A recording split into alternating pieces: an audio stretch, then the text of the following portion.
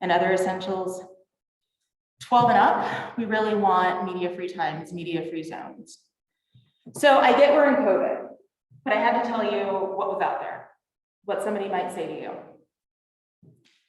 For me, I'm not going to make the argument of only capping screen time. I'm going to make the argument of quality screen time and what that actually looks like, what your kid is actually engaging in, because I don't think content is equal. And I think me just saying 60 minutes, it could be 60 minutes of, let's just be clear, I was watching Dynasty when I was 5 and I rather enjoyed it. I watched All My Children, Young and the Restless, Hill Street Blues, Cagney and Lacey, MASH, Night Court, and Cheers. I watched everything, right? But it's about, when I say what it's looking at, some of those things definitely were not appropriate. And I had a lot of questions about Susan Lucci on All My Children. But what I'm saying is, we can also get stuck in the numbers, but we need to also talk about content. So the first thing I'm going to start to go through are the things that most of you as parents already know. Again, it's about being, for me, it's about being just thorough and understanding what we know. So the next slides are going to be about things you already know, I'm pretty sure. But if not, I don't want to skip over it, okay? So the first thing that we're going to talk about in what I'm going to call reasons to unplug, right? The first one is watching TV for more than an hour and a half daily is a risk factor for obesity in kids 4 through 9. Partly is that we're consuming sometimes mindlessly while we're watching. The other thing is the wonderful targeting ads of Pop-Tarts, Oreos, Lucky Charms, your kids want them, right? And that's what they want to consume after school, and that's also a problem. Teens who watch more than 5 hours per day are more likely to be overweight than those that watch 0 to 2. So it's definitely incremental. Next slide. So this one is just, again, a nice summary slide about blue light, right? The content of the screen is just very stimulating, right? But then the light is also doing something. So there's a lot of thought about disrupting melatonin and what it can actually do, leading to increase in obesity. There are some studies about increase in breast cancer, increase in prostate cancer, impaired memory from blue light, poor sleep correlated with depression, damage to vision by warming the retina. There's actually a lot of studies in ophthalmology journals about what things are going to look like with our vision post-COVID, right? They're even looking at the correlation between blue light and cataracts. It's a lot. You may already know this though. So we're going to do a nice biological survey of how screens impact, and then we're going to move more into the mental health thing. So appreciate everybody being patient. Oh, problematic behavior. That's why some people are listening. Heavy video gaming is a risk for internet gaming disorder. The more time they spend online, less likely they're available for real life experiences. 10% of youth age 8 to 18 may have an internet gaming disorder. Next slide. Negative effect on school performance. So studies have shown there's a negative effect between social media and academic performance, since this can lead to behaviors that hurt basically the child's career. So the idea is I'm not good at multitasking. Like it's binging, I'm looking, maybe I didn't carry the 1, maybe I dropped the 0. We're not as good as multitasking as we think. So now we're getting into my world. So I know it's a bad slide, we're gonna go back one more. So this is starting, I'm gonna talk about the slide. If you can't make it out, on the far my right, you'll see an arm with the word fat carved into it. And you'll see a vision of a girl, and she's measuring the diameter of her wrist with her own wrist. So in 2000, there was this exploration of thin spiration. So basically, these very skinny women or celebrities who had this visual kind of protruding skeleton, or people that were working to be very thin, were posting on blogs and forums and basically using social media to promote anorexia, pro-Anna, and bulimia, pro-Mia, right? That's what they would call them. They basically were personifying it. They were making it a lifestyle choice. So your kid could log on and it would say something about drinking water in the morning and vomiting at school, or you know, not eating all the food on your plate, or there would just be like Pinterest, but for eating disorders. So what's next is like kids around a bowl, same slide, just in the middle. So what you see is, does anybody know what skittling is? Okay, so, so before I came here, I was working in Philly, and I actually had witnessed to a kid that went to a skittling party. So this is why you have to get rid of your old meds and not have them. So if you go and you get your wisdom teeth pulled and you're keeping that oxycodone for that one day that you're gonna break your hip in your backyard, don't. So what kids do is they get a Ziploc or whatever container they can find, and they go into the medicine cabinet, and grandma's digoxin may be there, dad's Norvasc, mom's lithium, brother's HIV medication, whatever's in there. They just start cherry picking a few things out, right? And then you grab your cough syrup, right? And you seal it, and you go off to Becky's house. And Becky's done the same thing. And then Jimmy comes over, and you dump it all in a fishbowl. And then you start taking it and see what's happening with each other. That's what skittling is. It is the craziest thing I'd ever heard. And if a kid wasn't telling me, I would just be like, somebody's making this up. But that is what skittling is, and that's how we have to get unused drugs out of your house. Again, it could be grandma's digoxin. It could be your brother's lithium. It could be somebody's HIV meds. We're hoping it's estrogen, right? You're just hoping it's your extra estrogen that you have. All right. So on the far left, my left, or whatever your orientation is, it's a TikTok screen grab that I put up. It's hard to read, so I apologize, but I'll tell you. So if you can make out, there's a girl and her ribcage area is exposed. So this girl's on TikTok basically lamenting and feeling defeated because her rib cages are too large. Her rib cage is too large, it's too wide. And so luckily though, the girl at the bottom writes back, and this is what she wrote: "You're perfectly proportional. This is some thigh gap pro-ana bullshit, and I'm not here for this." That's what the girl said at the bottom. Now, I think this is amazing. She told her she was proportional. She didn't go, "I love you and you're beautiful." No, you're proportional, right? She told her, "This is like some pro-ana stuff. I think you have disordered thinking. This is not right." And she's like, "I don't want to engage you with this. I'm not going to talk you through this. This is not appropriate." She didn't kind of trash the girl. She tried to inform her and she went off. Now, the problem is, I think homegirl is pretty dope, but some girl's going to go, "Yeah, they are big. You should wear a waist trainer," right? Somebody's going to come along and kind of feel this. And these are all conversations kids are having, right? When they're in their room with other people. Next slide. This is where things are going to get rough, people. Pull out your White Claw. We're going to talk about sexting. People know what it is, right? If not, I defined it. It's sending nude pics, semi-nude pics, as well as sexually explicit text messages using a cell phone. 12% of children, 10 to 19, have done this. Okay, somebody's shaking their head. It's here. I work here. I didn't bring any of these kids from Philly. I've seen it in my office. It's here. I've had to call law enforcement so many times and have so many uncomfortable conversations with parents about content kids have brought me. And I'm grateful they brought it to me. I'm grateful. I'm grateful they brought it to me. But it's awkward because if people, it's not on their radar. It's like, what are you talking about? Their naked pics on her phone. Whose phone? Your child's phone. There are not. There are. Right? And they're out in the world. Teen needs to know, what your teen needs to know, that content is out there. Once it's shared, you can't get it back. They need to know never to share their location. They need to turn those things off in their phones. You know, if your location service on and you post something, somebody can figure out where you live, right? Teens need to know that, right? The other thing is, not only teens are trying to friend your teen, right? We're gonna get to them, these gross sexual predators, right? They're in these chat rooms and they're trying to exploit your kids.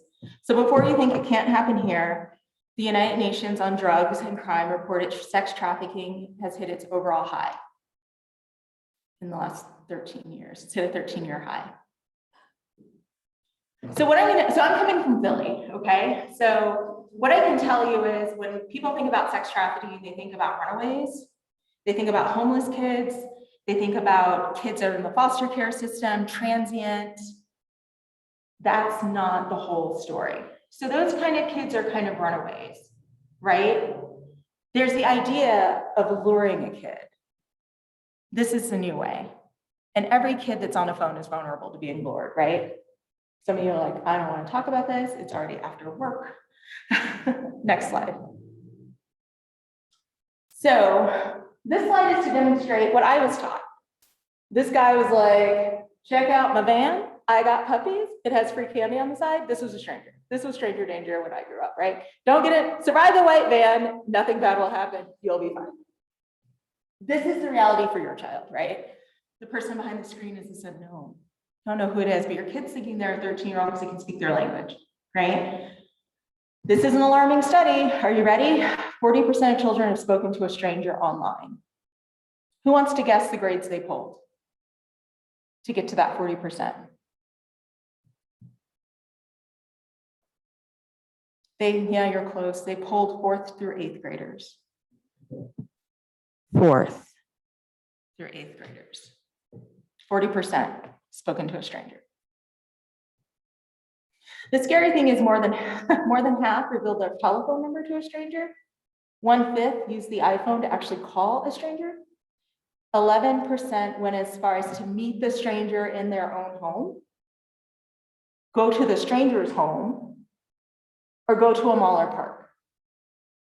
This is the new bad, right? You're online with somebody. Oh my God, I love Deb. I want to go there. Oh, why don't we meet at the King of Prussia? Okay, I'll get my mom to drop me. You think she's going to meet somebody? She's being a 40-year-old man, right? That's the scary part. This study was conducted by the Center for Cybersecurity and Education in partnership with the Bozell and Hamilton Research Center, okay? Basically, they did this study to understand where kids use the internet without adult supervision, where they taught the safety of internet, just basics, and which websites and apps that they visit or use, and what their interactions with strangers are online were like, right? Next slide. Reasons to unplug. So I had this happen, and this was awkward. So in some states, if you exchange nude pictures with minors, it's child pornography. 61% of kids didn't realize that sexting was child pornography. What's the problem? You could get registered as a sex offender. That is the problem, because you're sending naked pictures between children, even if it was consensual. Kids are saying if they knew it, they wouldn't have done it. Sexual bullying. This one's really gross, y'all. So how does this happen? So we're in a relationship. Maybe I think I'm looking cute today. I send you a picture of me, and maybe it's not the most PG picture. We break up. You tell people I'm a slut, and you use this picture as proof, and you slut shame me on the internet. And people join in because they have the picture of it, right? You don't give them the context. This happens with adults too. In divorces, revenge porn. I won't go into that, but people heard of this, where somebody has made a sex tape with their partner, and at the time of the divorce, the person leverages it or publishes it as evidence she's not a good parent. Look what she did, right? It's happening out there. Sex they don't go away. So Snapchat, right? Even images, because kids will say it goes away on Snapchat. So even images shared using Snapchat put a kid at risk, because kids have learned to copy the image before the apps get rid of them. So they're never gone. And finally, the sexual predator. So this is going to get a little gritty. So people want to not talk about this part or want to turn me down. I'm going to need about 10 minutes, and that's not even going to cover it. So we're going to talk about sex trafficking. I think it's important. When I was in Philly, I worked in the detention center for 5 years, and the FBI was always in our building. This is real. There's some things that I disagree with in the video. Sex trafficking isn't just about men, it's actually women. I actually had a mom that was actually trafficking her child. She was actually trafficking her own child. So the other thing I'd like to share with you is that kids sell other kids sometimes, maybe not inadvertently. I worked in a residential, and I had this girl that would run away, but she would never take a child from Philly. So the thing you need to know, our Philly kids are pretty savvy. Right? If you say we're going to go to Germantown for a party, I'm like, cool, I'm with it. Oh, we're going to go to Mount Airy? Yeah, I'm down. If you say we're going to go to Canny at 2 a.m., I'm like worried, because I know that might not be good for me. So this kid would take a kid from another county that didn't have that familiarity with the city. And so at that point in my life, I was on call. and I would get a call and it would be such and such ran away. And I just knew, like, Then I get another call saying she took blah, blah, blah, is also missing. And then by 6 a.m., one of those girls would be in the ER, victim of a sexual assault with every chemical in her body that had never been there before. And this girl, actually, so it took me a little bit. She did it twice before I could actually figure out what I was dealing with.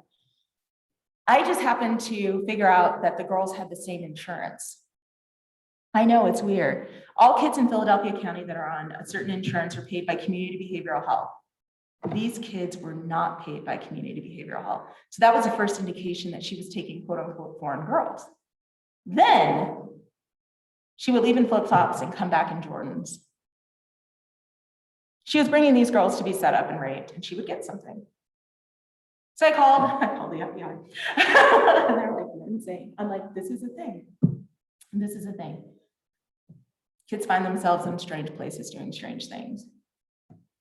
So we're going to watch a video. So this is a story about a site called Backpage. Has anybody heard of Backpage? Right. So Backpage is kind of defunct, kind of not, but in its place are a bunch of other places where even Craigslist had a dark side, you know, where people can solicit sex. So that's what we're going to watch next. An investigation that blows the lid off a seeming world where girls are bought and sold for sex online. Police all over the country tell us the sale of sex has dramatically increased with the advent of internet classified ads. 2 years ago, a public outcry that Craigslist has shut down its sex ads, but much of their business went through another website, Backpage.com, owned by Village Voice Media. Would shutting down Backpage help stop the trafficking of underage girls? Or are they, as they claim, actually part of the solution? Nightline investigates. It's a battle that's been waged on street corners since there were street corners. Sex for sale. But cops say the red light district is old school. The new marketplace for sex. You want to go buy a contract. You can buy it on Backpage. You want to go buy a teenage girl who's about 13? You go right to Backpage in the adult section. We'll call her Jessica. Takes courage to do what she's doing. Come out of the shadows and talk about a very dirty business. Get over there. I was 17, she was sold by her pimp on Backpage.com, the new superhighway of sex. A classified site where you can buy a toaster, a car, or a girl. Every pimp has a series of rules that each girl is required to follow. For those who think it's a victimless crime, listen. There was a time I didn't obey the rules. My pimp decided to take the tail everywhere. He came, grabbed me by my throat, held me against the wall, took the potato killer, carved it into my face, and then ate the skin. That man is now in jail, thanks in part to her testimony against him. And her mission now is to make sure it doesn't happen to other girls. Just looking at your ad off of Backpage. These days, buying a girl online is just about as easy as calling up pizza. Someday I can have that date be available. We spent a day with the human trafficking unit in San Jose, California, where they routinely prowl sites like Backpage to find underage girls. You available today? What about around 3:30? Right on time. There she is, just 16 years old. Sadly, just turned many. All these girls were once sold for sex, too. Their playground has all the markings of childhood. And they're all like to chalk, we like to chalk stuff, and just as a reminder of how young you all are. We met 17-year-old Megan here at Street Light USA, one of the few places in the country girls like her can try to finish growing up. Her pimp is not behind bars, so we agreed to change her voice and not show her face. My first night, he took me to a hotel. Megan went with him, she says, because he promised to be her boyfriend. He was like, just need some pictures of you. And so I bought her a picture. Mm-hmm. What did he do with the pictures? He posted them on a site called Backpage. I put the pictures that I took on them, and people started calling. And then did you start posting yourself? Yes, I learned how to, write the captions, I learned how to take pictures, I learned how to do for the app. It turned to be very, very simple. So as a 17-year-old girl with a month of experience, it was easy as pie to post on Backpage. Yes. And how many pictures would you have on it? I probably have up to 20. Once I posted my ad, the phones and stuff, and I was so exhausted, I didn't want to do it anymore. So you were bringing $3,000 to $4,000. Yes.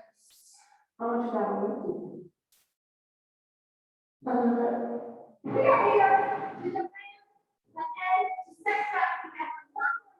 That page contained a very public bruising from a wide range of critics. 48 state attorneys general have signed a letter urging Backpage to shut down all their so-called adult classifieds. They profit from men who sell women and Not only girls men. and allow them to be raped for money. Washington State's Attorney General Rob McKenna says what Backpage is doing is immoral. This is not acceptable behavior for an American company. To defend itself, Backpage invited our cameras inside its headquarters. This is the first time we've actually allowed it. Their new lawyer, Elizabeth Dugan, took us into a room where she says Backpage employees are examining every ad, trying to catch underage trafficking. Tough, because while you're supposed to be 18 to post an ad, no ID is required. How good do you think the company is in finding people who are underage and trapped on this Backpage? I think the company currently is better than anyone else out there. We're doing more than anyone else right now. Can we do more? Yes, we can do more. One way they could do more, the site requires credit card number, place an ad, so the police can find the bad guys. But girls told us pimps get around that by using gift cards bought with cash, which are untraceable. This, notion of gift cards being able to be used. Well, that's something that I'm willing to explore more now. Backpage does span about 400 suspicious ads a month and forwards them to the National Center for Missing and Exploited Children. The company argues that while they might be part of the problem, they can also be part of the solution. And police departments around the country told us they do use this site to track down victims. Is the system perfect? It's not perfect, and that's why I'm here, to make improvements. But can a company that reportedly makes tens of millions of dollars from sex ads really be trusted to control itself? I'm curious about how much money you make posting these ads. This is not about money, this is about fighting the trafficking online. So we were reported $22.8 million last year, is that correct? We are here to fight for the trafficking online, and that is the reason that Backpage has invested more than 80% of its people in doing that. That is the reason that we cooperate with law enforcement to the degree that we do. Right now, my question is, how much money does this company make posting personal ads? And my answer to you is, this is not about money. This is about providing a tool to save children online. So it's $22.8 million last year, accurate or inaccurate? This discussion is about stopping human trafficking online and the best ways to do that. Because it's irrelevant, because this is not about money. If shutting down the adult category on one website is the answer to stop child exploitation, I would be all over that, and I would upfront say that's the answer. That is not the answer. She says ultimately the business will be driven offshore, where it is harder to regulate. The Attorney General say they will pursue the problem wherever it goes. So you know more than 48 Attorney Generals. On this subject, I do. What if you're wrong? What if you're wrong? And what if you remember that is in fact helping exploit these most vulnerable? I grappled with that and I stayed up nights with that before I took this job. There is no doubt in my mind that this game of whack-a-mole and villainizing one service player after another is not the right strategy. When you say one child, that one child could have been me. That would say Jessica has a new life now, working with their girls. You can clearly see that she's not even fully developed. A group crusading to get Backpage shut down. Next up for her, law school. Well, I go to law school, they're gonna wait for me to help the victims who don't have a voice of their own. I can be their voice. Impeachment County. A bipartisan group of U.S. senators is now urging advertisers to pull out of Backpage.com. And tomorrow, 2 senators will introduce a resolution calling for the sex classifieds to be shut down. So was she right? Was just shutting down Backpage the answer? No. So Backpage, the CEO, I think, right after I moved, I think he was arrested, pled guilty. There are actually laws to protect businesses, like people are doing nefarious things, third-party laws that kind of protect. That's why they're able to go on for so long. But unfortunately, I do agree with her, and things just popped up in other sites because the process is still the same of putting out an ad or an email and having a burner phone. My first introduction to a sex trafficked person was as when I was a med student, and I had no idea what I was looking at. I just knew things didn't make sense. She was not American. She had a very expensive smartphone, and this was back in the day when people I did not have it. I was like, oh, she had this very nice smartphone, and then she had a burner phone. Her clothing didn't match how demure she felt. She was complaining of pelvic pain. And I wanted to go get my resident and she grabbed my arm and said, is it a woman? And I said, yeah, Susan's totally a girl. And I'm like, I'll be back. And she was gone. So what I learned is you take people's clothes, which is a true thing. Like, I know it sounds ghetto, but that's what I learned. They're that moment, put them in gowns, you put their stuff, their belongings with the nurse. If you suspect things as a doctor, and then you move through. My resident was like, what do you think happened? I'm like, I'm not sure. When I worked in detention, though, the idea of these girls being trafficked, I had a group of girls that were basically being moved from Florida, pretty much all the way up to Maryland for these kind of orgy parties, just kind of back and forth, just constantly being moved, right? It's very sad and it's very real. And I think people have this idea of the white man and somebody coming to take your child. It's having these open discussions about what your children are doing, what they're watching what they have. The reason I figured out this girl, her mom was in it, is because this girl came into detention with a Louis Vuitton bag. Anybody that shops or is into things, I like things, I wanted this bag. I'm thinking, and it was real. It was a real bag. How does this 16-year-old girl have a real Louis Vuitton bag?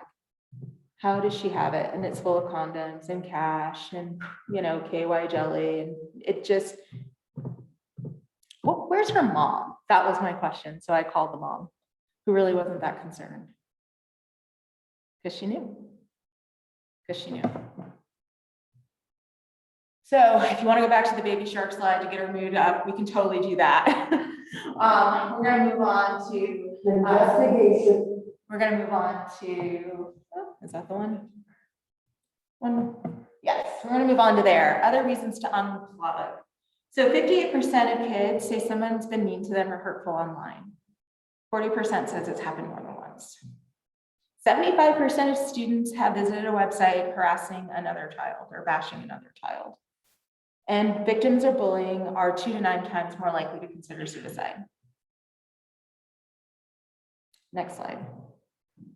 58% say something bad. So everybody recognizes her, right? So this is Lady Gaga, Stephanie Germanotta. I hope I'm saying her name right. She was a victim of really horrible bullying. The kids at her school, and I shouldn't say kids, they were in college, they started a Facebook group titled Stephanie Germanotta Will Never Be Famous. Pretty much you're a loser. It was a closed group and they would post about her, what a loser she was. They were so wrong, right? They were so wrong, but how painful is it for somebody to even go on and make a whole Facebook website about how much they hate you and think you suck? She actually has created a foundation, the Born This Way Foundation, that does a lot of mental health initiatives for children. So she's kind of taken her story and is using it to help people. So we're back to this slide, right? But why do parents think the internet is harmful, right? So what have we talked about? Well, we talked about bullying. We talked about those icky online predators. We've talked about access to exposure to things at a younger age, right? And we talked a little bit about social media in general. So where we're going to go next is the stage of vulnerability.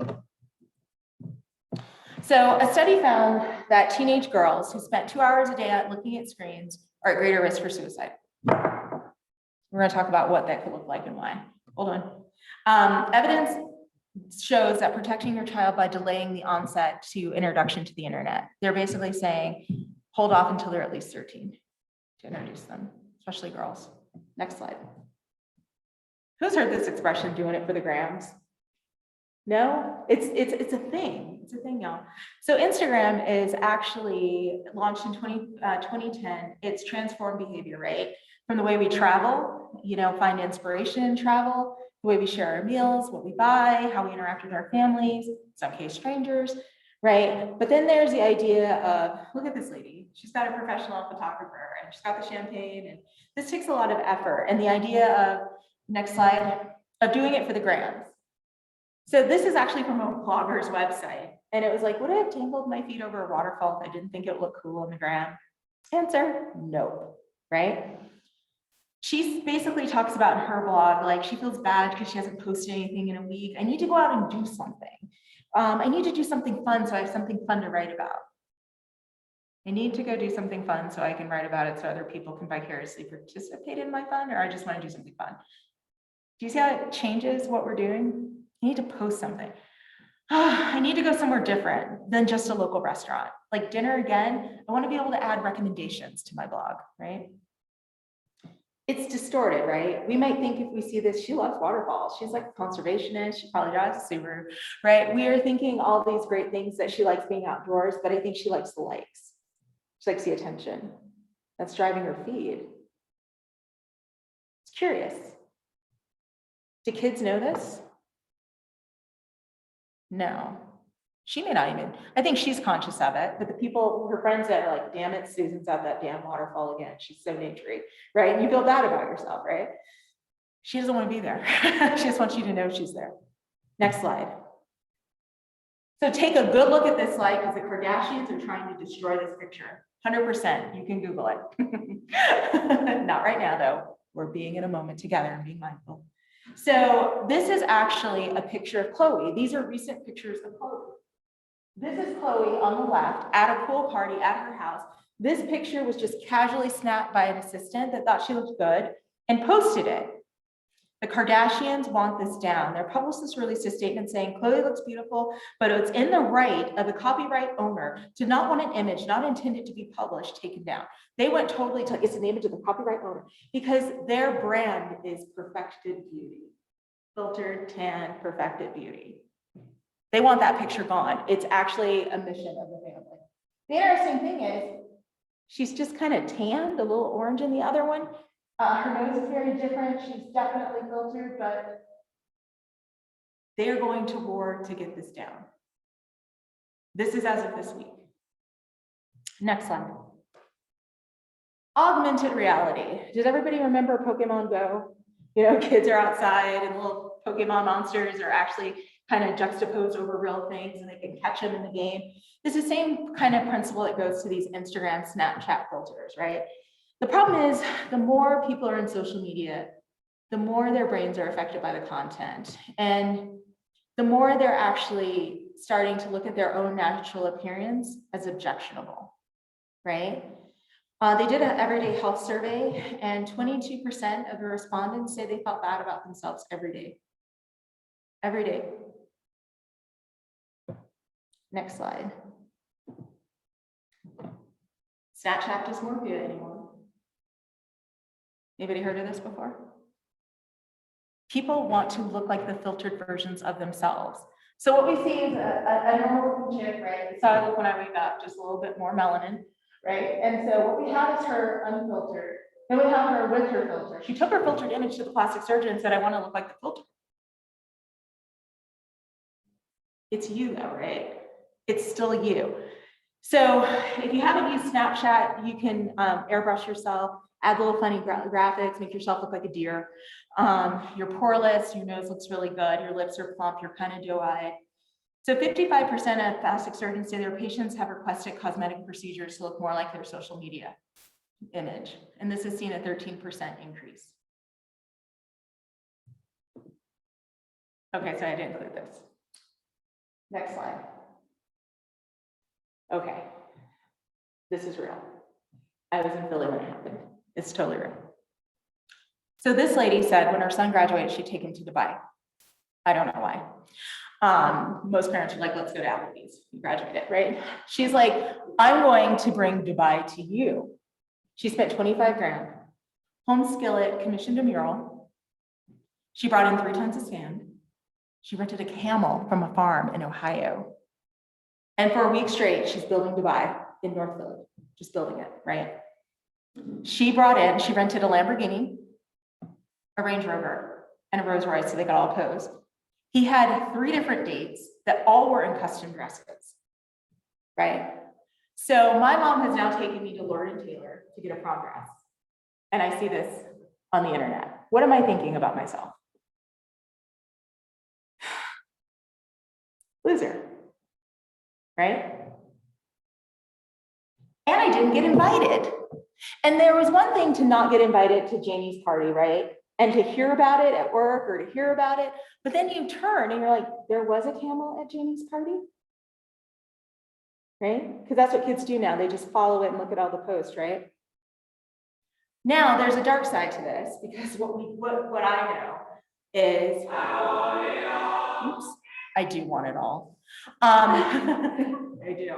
And I like Queen. Anybody that's ever heard me talk, I'll find a way to put Queen in a presentation. I don't care what I know, right?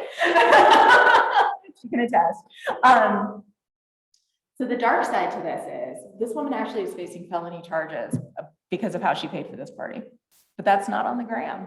That's not in the grams. Your mom's going to be indicted, right? All right, next slide.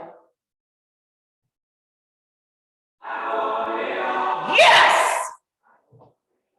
Yes. Next slide. I wanted to introduce Queen because I think that's where we are as a society. This is more my thought about where we are. The idea that we're in this instant oatmeal, quick fix, 30 minutes or less, microwave it, you can have it when you want it and you want it now society. And this is another problem. So we've talked about what we thought the future would look like, right? One toe, right? We moved to the point of what we got, Baby Shark, right? And Instagram. What else is changing how we think about things? We talked about the blue light and how it affects our body, but what if it's changing our wiring, our distress tolerance? The idea of the immediacy of technology makes it harder for kids to wait, right? They don't want to wait. They have to have their TV show immediately. What did I have to do back as a kid of the 80s? I had to wait till next week. It went off. I lost my mind. I wanted to know. What do kids do now? They tell Netflix, I'm here, just play it to the end, right? Binge watch it. You don't have to wait. Waiting's for losers, right? Parents don't want their kids bored. I hear that a lot. They'll be bored. Okay. It moves fast. Google. Have you ever seen how Google tells you how quick it gave you a response? It like times itself. You should look. Google actually on your browser. You saw it, right? It'll tell you how fast it found the answer, right? That fast. Why is it important? It's Google. I don't have to go deal with a microfiche. Like it's still good, right? Is this affecting people's attention span? I think so. Think back to my microfiche. Again, my teacher told me to find something, maybe about on pyramids or something. I didn't have my beautiful Encyclopedia Britannica. So I wrote my question down in my trusty little notebook, put my notebook in my backpack, had to tell my parents I need to go to the library to look this up, had to go to the library, wait in line to talk to the librarian, look her in the eye, tell her what I needed, and deal with whatever venomous response she had for me that day. Complete my assignment and bring it back to my teacher. There's a lot of teaching in that. My distress tolerance, my organizational skills, my ability to deal with or inability to deal with people. Next slide, please. I'm going to call it the postponers versus the instant gratifiers, right? And I think that we are sculpting a society of instant gratifiers, right? Buy it now, have fun now, don't wait, pleasure before work, you know? Like Queen said, I want it now. Next slide. So this is an experiment that I find near and dear. So this experiment doesn't hold up to replication science.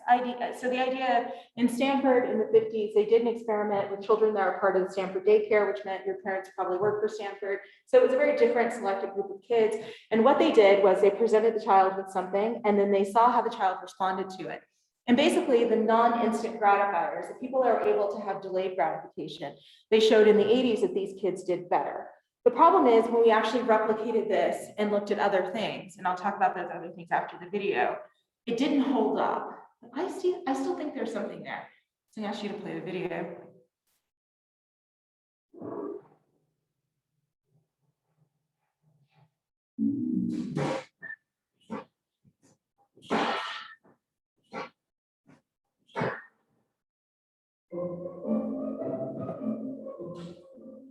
People have seen this?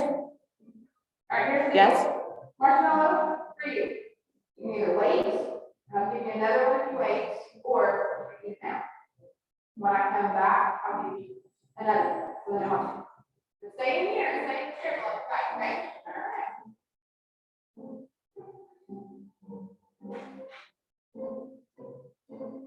He's my hero. I'm just gonna snort it, just a little bit. Just a little bit, just smell it. She's trying to use her telekinetic powers to not eat it. I'm gonna do something, I'll come back. They just can't help themselves.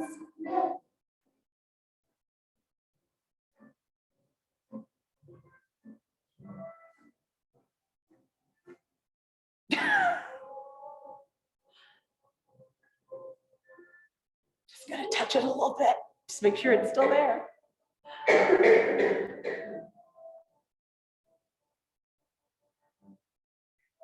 My hero.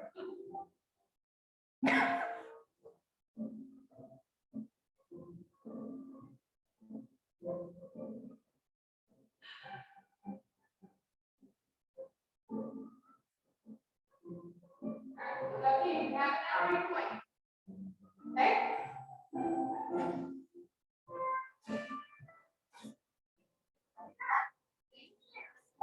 I would love to just be in their house. The twins.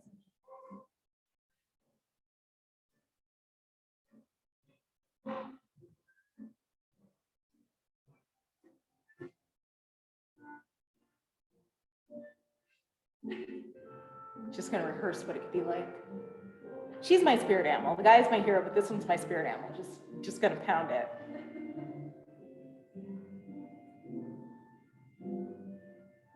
Nope.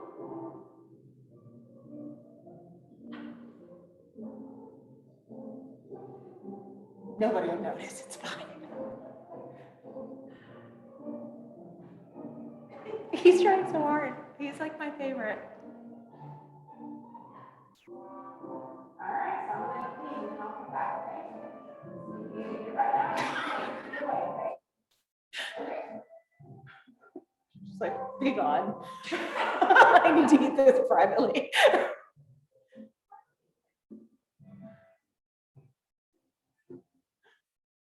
I do. You do good? You good? You want to eat, didn't you? Yeah. So they do that. So.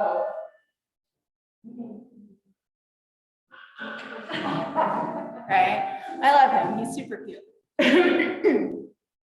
So they found some flaws. So, can you pause it, please? Sorry. They found a few flaws. Like if you were in a home where there's food insecurity, there's not a lot of food, and somebody presents you with food, you might eat it. If you're in a home where, food insecurity doesn't necessarily mean we're just impoverished and homeless. You can have like 9 siblings. You know those marshmallows are going to be gone, right? There's no point to wait. It also depends on your relationship with others. If your parents are consistent, can I trust that you'll bring me to you? Like, even if I do wait and do the right thing, will you bring me to you? So there was a lot of replication issues with this study. But I do think there's something to it. And I want to make an argument about that. And that's where we're going to go next. So, taking things for granted. If children are given what they want as soon as they want it, it loses its value. Agree or disagree? Pulling out that Lego set, bada bing on that Nerf gun, right? The inability to problem solve. I find that a lot with kids. That some of the stuff I do in session, some of it is like, so tell me your thought. What is your thought about this? Okay.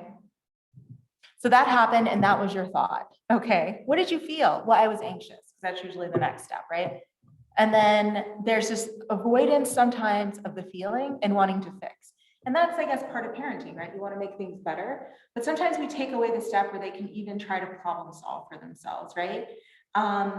They never had to work for anything. The delayed gratification. Because it's strategizing. I could get 2 marshmallows. Maybe I do want to. Oh, you may have to hit space bar. Maybe there's some more. That was my joke. Maybe there's some more to it. My husband's like, don't say it. No patience, no vision, right? Delaying is painful. But we really want to teach our kids the idea that feelings are impermanent. We can touch the feeling and let go. We don't have to sit in it, right? We don't have to stay there. We don't have to be victimized by it. We don't have to numb ourselves to it. We don't have to catapult out of it. I don't have to bribe you out of it. When kids can't problem solve, they don't feel effective. They feel kind of needy and powerless. And then you have 8-year-olds saying, I just want to die. That's what I think is happening sometimes in my office. They just don't know what to do. Don't make it stop. I also get a lot of low frustration tolerance. Anytime I change a plan, Susie loses her mind. This is going back to distress tolerance, that the world is not always going to go my way. I can't just start over like in a video game, right? It's not always going to be beautiful like the Instagram, because Instagram's not real. The problem is they don't know it's not real. They don't know it took 20 takes for that woman to get that champagne bottle. They don't know that that blogger is scared to be on the edge of that cliff. They think everything is flawless, filtered like Khloe Kardashian. That's the way she looks. You can't tell me otherwise. And I'm just failing at life. Everybody else is doing it. I see it every day. Where? On my phone. I think there's a lot of sadness by the idea that we're more connected and we have more than we ever had. And people are more lonely, more disappointed, more isolated, and hate themselves more than ever.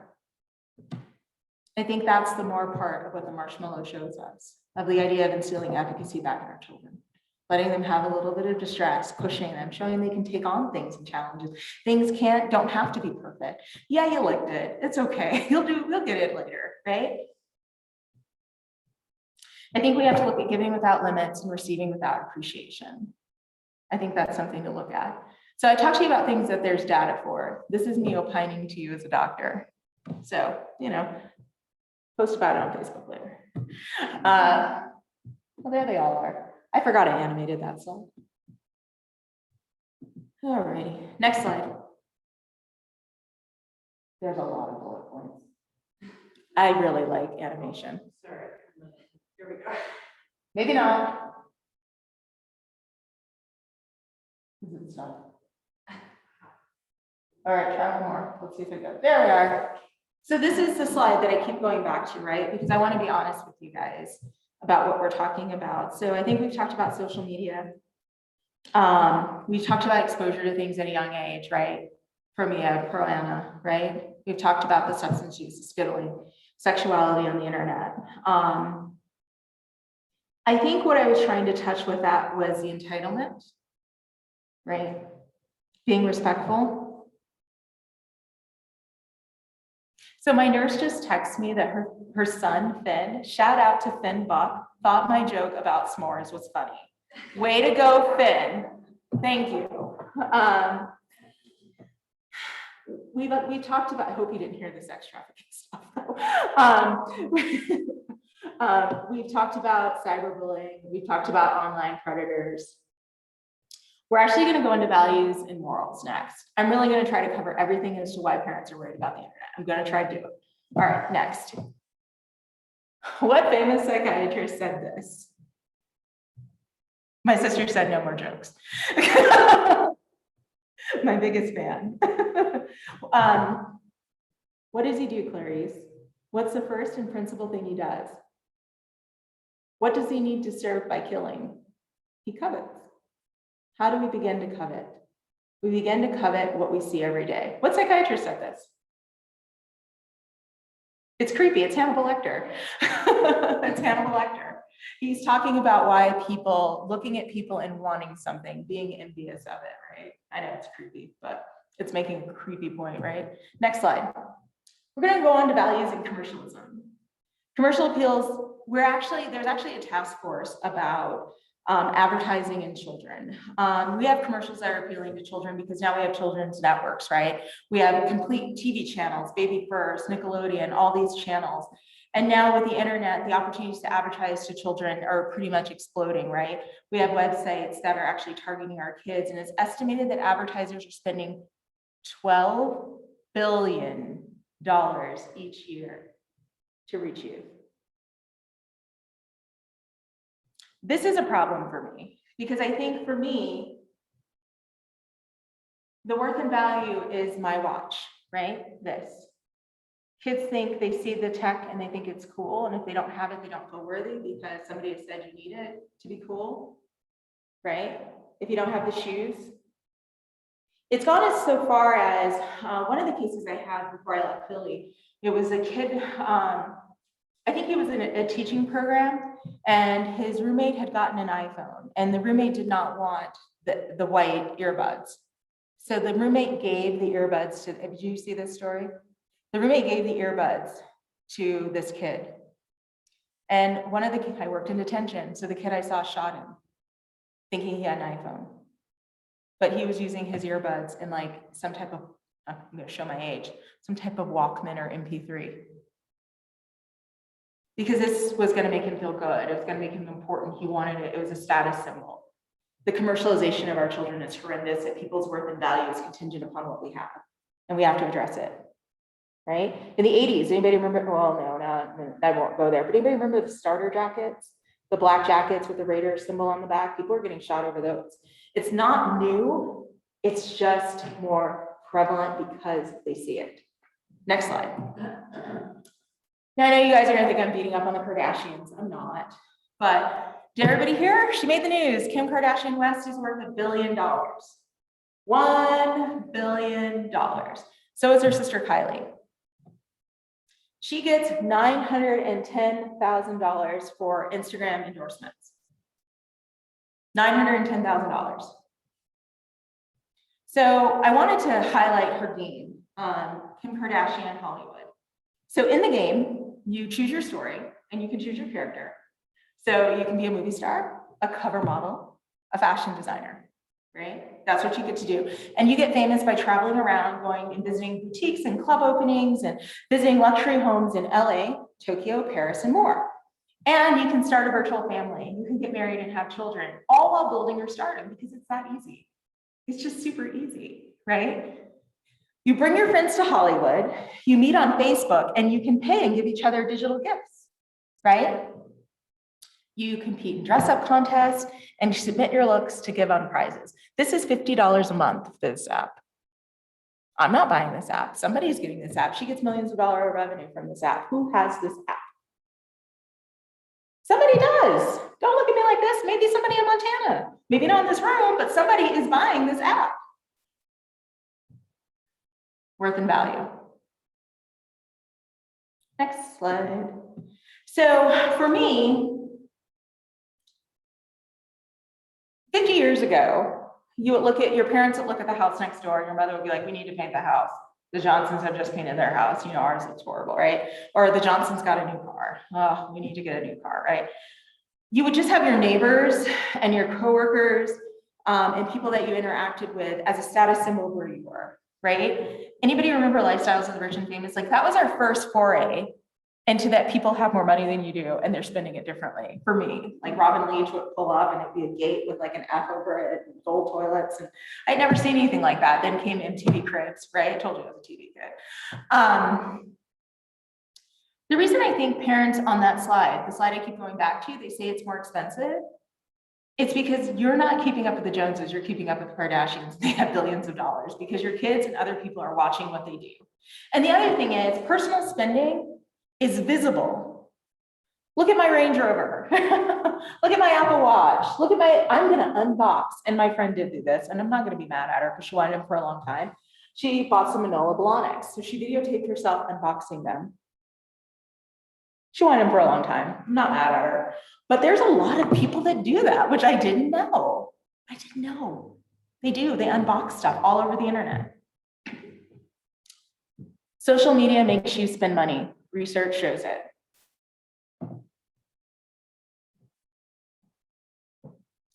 So I know I've thrown a lot at you guys.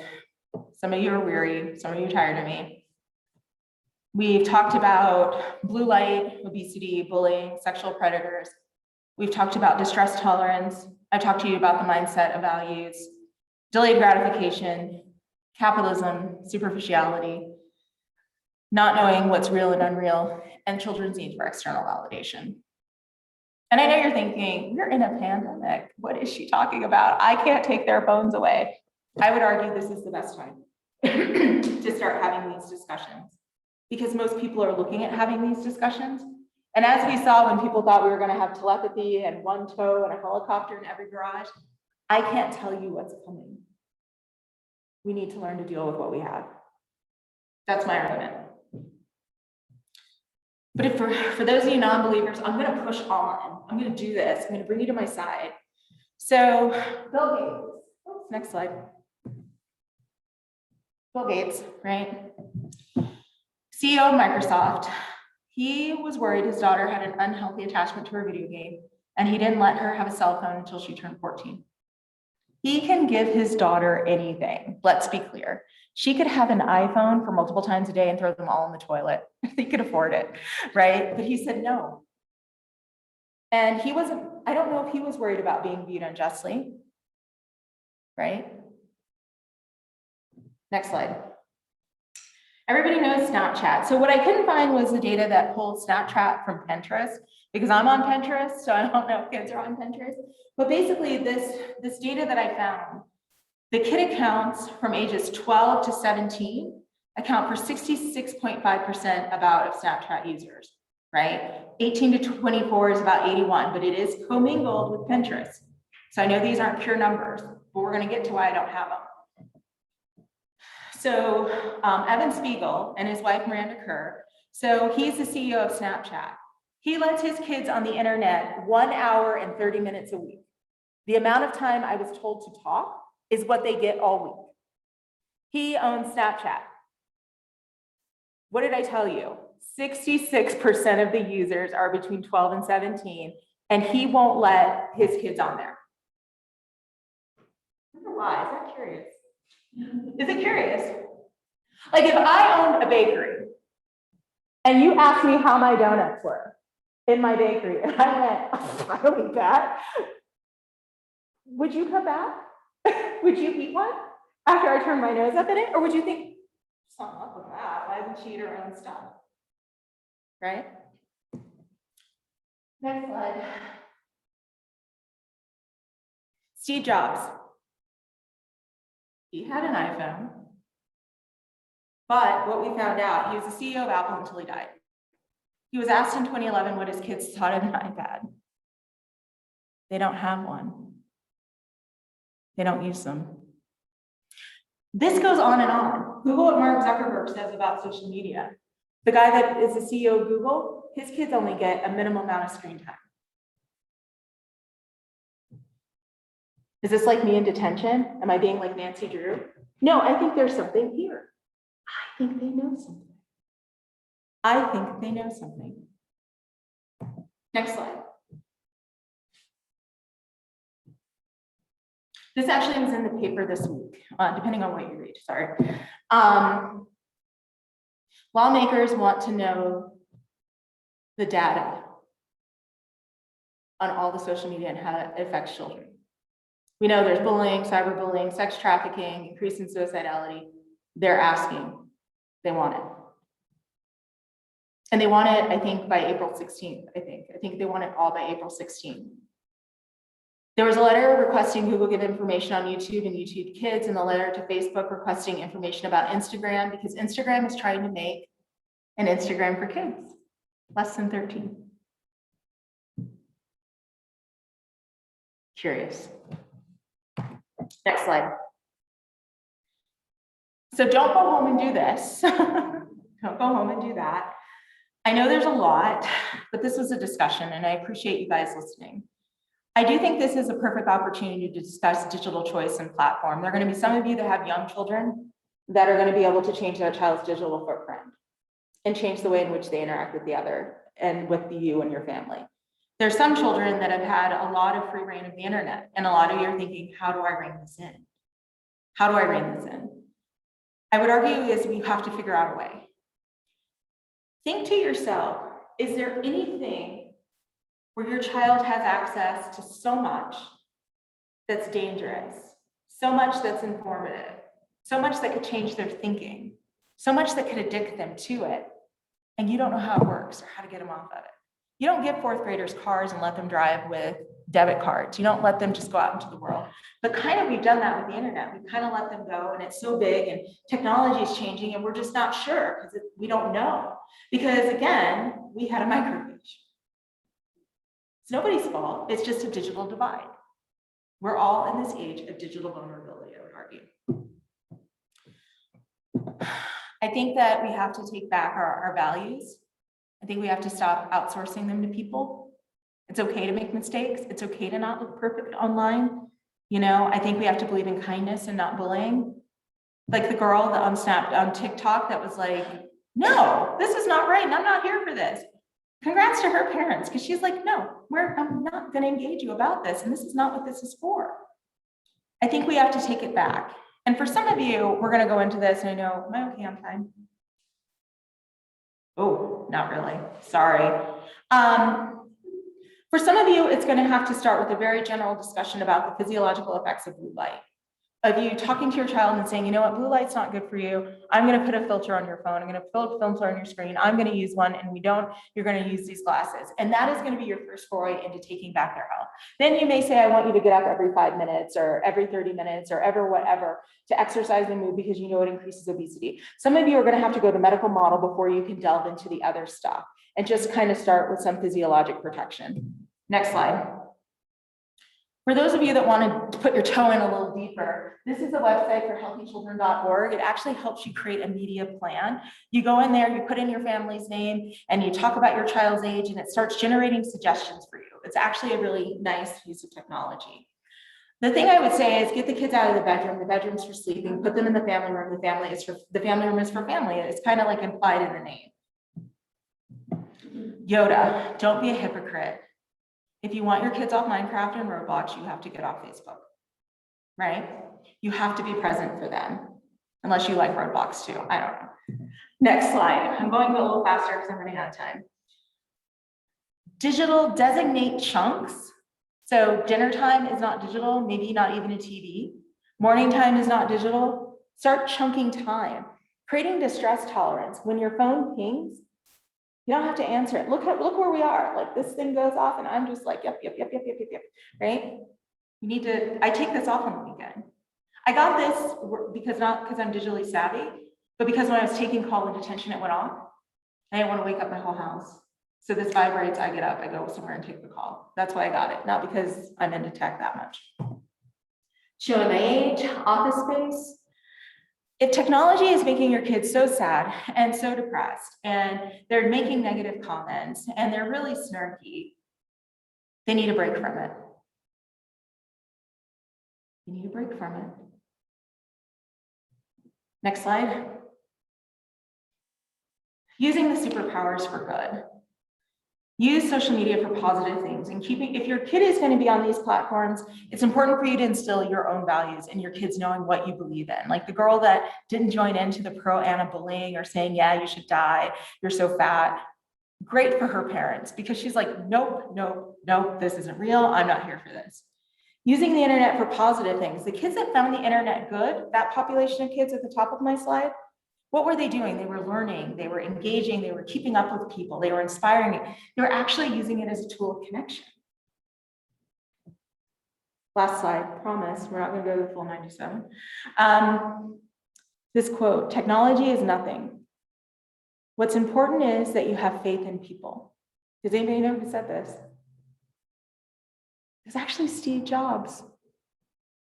And I think it's the idea that we do have faith in our children. We know that people want to be good, but we have to teach them. We have to scaffold them.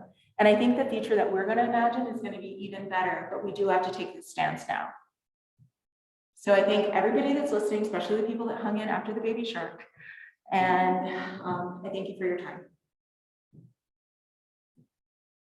Do you want to see, ask them if there's any questions in the chat? Sure. For those of you that are there, does anybody have any questions?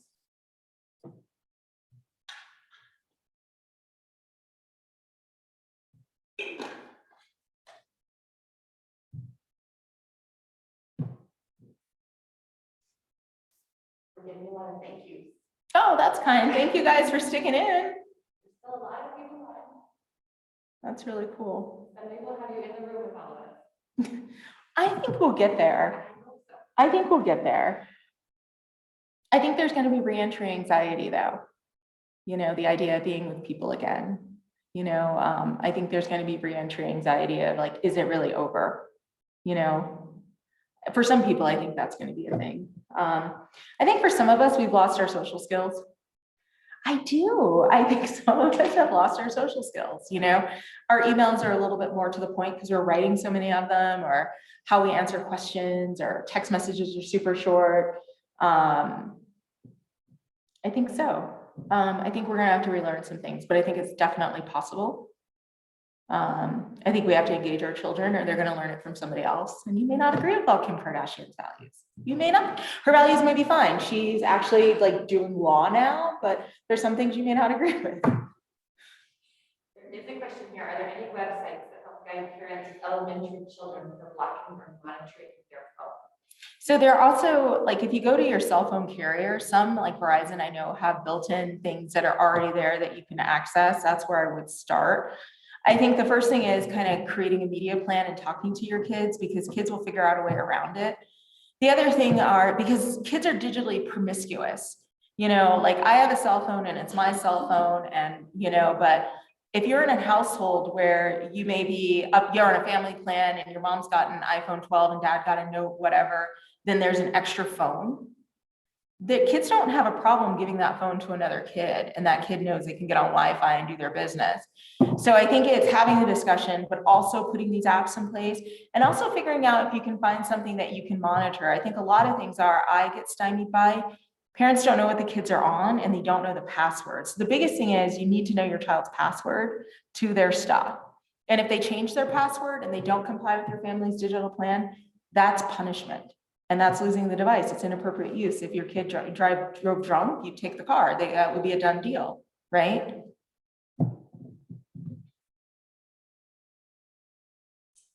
Thank you very much. Thank you, guys. I appreciate it.